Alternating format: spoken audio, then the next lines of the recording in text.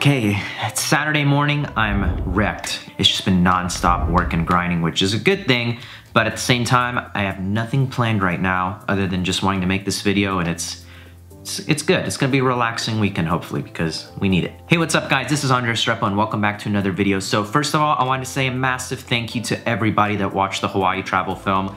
All the feedback that I received on it is incredible. It's amazing. It's really cool because I spent so much time, so many hours editing, cutting, color grading, sound design, every detail of that film. And so it's so rewarding that a lot of you guys that have seen it enjoyed it and said it's incredible. I really appreciate that greatly. Which is kind of the basis of this video. I kind of wanted to make a short video kind of explaining how I created that film. Not in the sense of, you know, kind of like gear and stuff like that, but more of just how I actually went through 2 weeks plus of footage and compiled it down to a 5-minute film, because the idea of that, I'm not gonna lie, was very daunting, and it was almost kind of discouraging, and took me a while to actually start on that film, which I'll get into how this whole process went because it did not go as planned. The video that I created is actually way better than I expected. So hopefully this video will give you some insight on if you're ever filming a project that is multiple days worth of work. And this is just my workflow that I came up with that worked really well for this, and I just wanted to share it with you guys.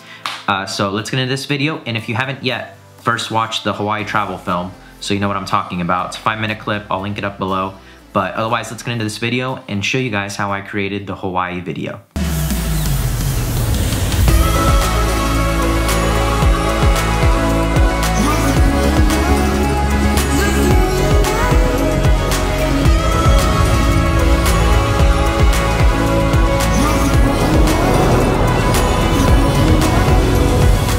Okay, so now we're gonna get into Premiere Pro, and I'm gonna show you guys basically how I organized this project and show you guys the steps that I took to make it really easy to A, find the footage that I needed and what kind of footage it was. Because honestly, the key to this is organization, because you have so much footage, 2 weeks of footage, hours and hours of filming every day on different cameras. It's gonna be really difficult to just, you know, dump everything, either like going through your bins or putting everything on the timeline. So I'm gonna show you guys how I organize my project to make that so much easier.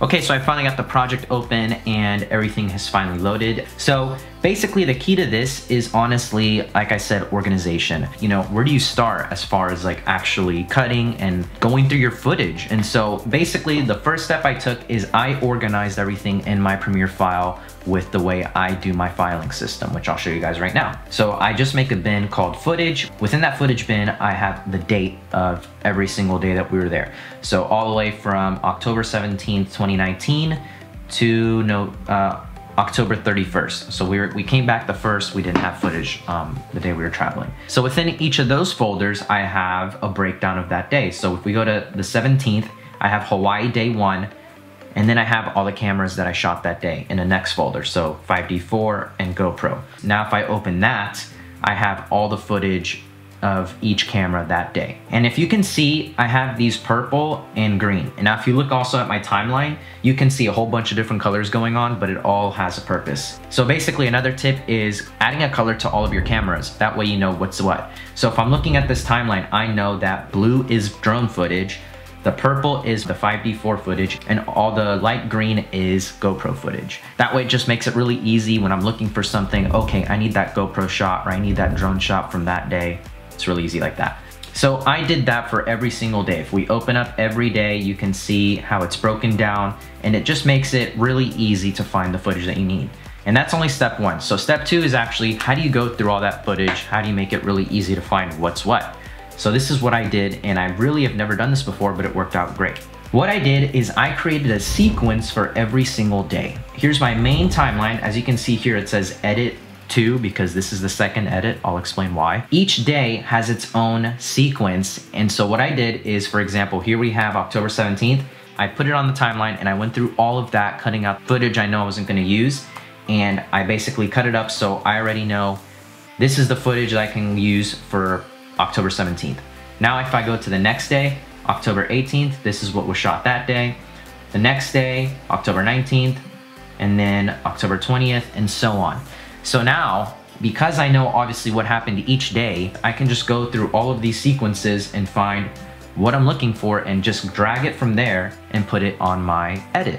And it honestly made a world of a difference in how easy this was, because the edit just sort of came together. Once I laid down the music track and I started kind of deciding the direction I wanted to go, it just made it super simple to where, okay, I want this to go next. I want this to go next. Easily go and find it. I already know all the good clips from that day.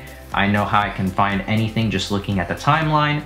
So for example, I want a GoPro shot from this day. Okay, no, actually I want a drone shot from that day. So the reason this is edit number 2 is because when I first started this, it was right after we got back. So we got back November 1st and I was like, I'm gonna get started on this video. I'm so excited. And originally, I'm sure this has happened to like every filmmaker out there. You just start going through the edit. You thought you picked a great track and it's just not flowing right. It's just kind of like, this isn't exactly what I was expecting. And so first edit was just kind of like pretty shots, cinematic, all the cinematic stuff with like a slower song, but there was no substance to it. There wasn't story at all. It's so awesome when you hear a song and you immediately get inspired and it just really motivates you. And so I scratched the first edit, immediately laid down the track and started going the direction I wanted to with the video, and it was literally like that. So that's pretty much the key to this, is organizing your footage, color coordinating your footage, and making a different sequence for every day. That way you can clearly see everything. Other than that, the other things were